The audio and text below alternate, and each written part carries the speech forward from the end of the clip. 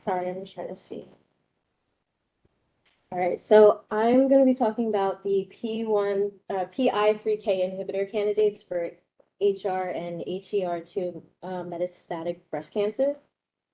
The PI3KCA gene is what makes up the P110 alpha protein in the PI3K alpha subunit of the PI3K complex. This is an intracellular kinase that plays an important role in fundamental cellular activities like cell growth, proliferation, survival and motility, and angiogenesis. It's also the most common gene associated with metastatic breast cancer. Okay, so the most common mutations associated with this gene are H1047R and E54K. So alpelisib was a selective inhibitor found to inhibit the P110 alpha isoform, and it was approved in May of 2019, but since then there have been 2 mutations. The methods that were used for the computational analysis were mainly data-based research and virtual screening, but I provided the workflow on the side over here. So they went through the zinc compound libraries, the HCV screening, the drug banks, and then they were able to produce top 10 compounds. And these are a list of the docking scores. And what they found was actually there was a drug, flavin mononucleotide, which is actually it is a form of vitamin B2 that's used to restore riboflavin. But this was found to have a better docking score than that of the other one, zinc 009710, which did have a good docking score, but only for 1 mutant. So we would obviously choose one that binds to both mutants. And that's the structure there. So research approach, I would do similar to what we did in wet lab, which would be performing a kinase assay on the P13K kinase, and we're able to measure the amount of enzymatic activity found in each of the samples. And those samples would be a blank, a positive control, and the 3 concentrations of 0.1 IC50, IC50, and then 10 IC50.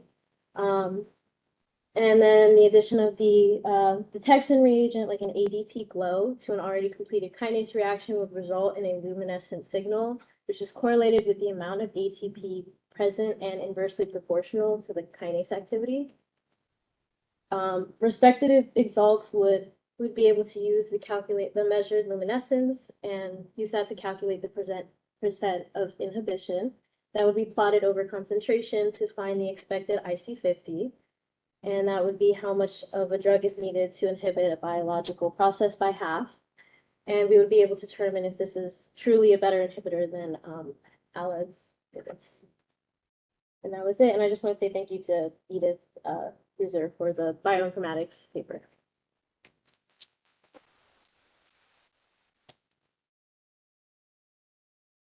Yes. You might have already said it, but how is PI3K, I think it is, like, how is that used in the real world, or like where does it appear? Well, it's a cancer. Well, the protein itself, like I actually don't.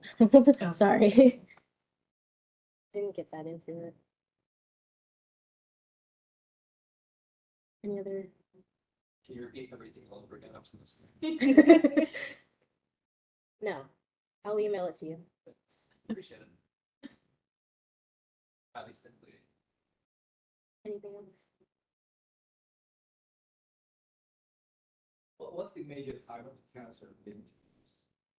It was metastatic breast cancer. The HER2 is the most common subtype of this cancer. All compared to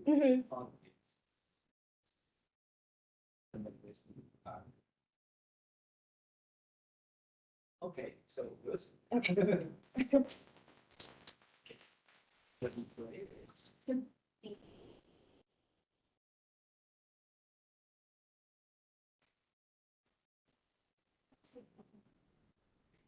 But I think it is the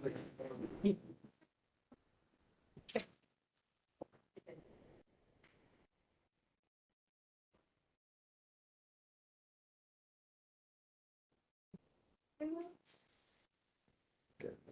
Oh, that really feels-